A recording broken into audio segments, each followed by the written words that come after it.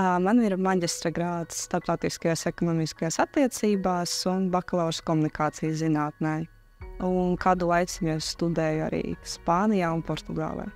Brīvajā laikā man ļoti patīk ceļot, un es jau apceļoju 27 valstis un ceru, ka tuvākajā laikā apceļošu visu pasauli. Man arī patīk filmēt un montēt, un es filmēju šos ceļojumus.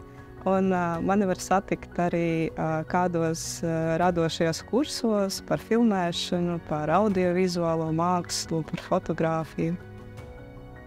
Jā, tas sagādā man visvairāk prieku.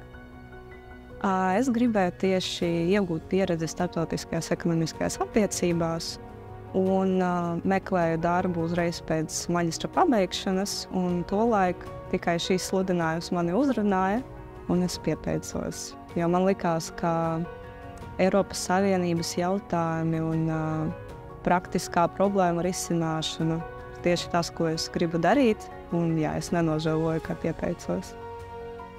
Es teiktu, ka mani pārsteidza divas lietas. Pirmā, ka jau no pirmās dienas man tika uzticēti diezgan svarīgi un nopietni jautājumi.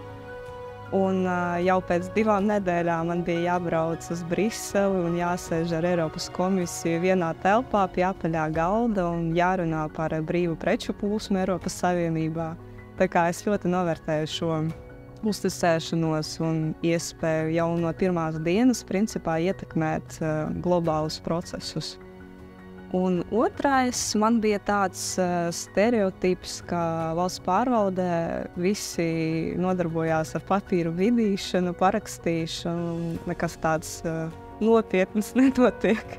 Bet īstenībā tā nav, un man ir diezgan lielas iespējas ietekmēt procesus un risināt praktiskās problēmas, un iegūt to atgriezenisko saiti no cilvēkiem, kuriem es palīdzēju atrisināt kaut kādas pārobežu problēmas. Tas ir tas labākais šajā darbā. Es domāju, izcelt tieši darbs sabiedrības labā. Tu nestrādā kāda uzņēmuma interesēs, bet visu pilsoņu interesēs, un tev ir iespēja uzlabot ne tikai kāda viena cilvēka labklājību, bet pozitīvi ietekmēt sabiedrību un atrisināt sarežģītākas problēmas. Un ietekmēt ne tikai pozitīvas pārmaiņas Latvijā, bet Eiropas Savienībā un vispār pasaulē.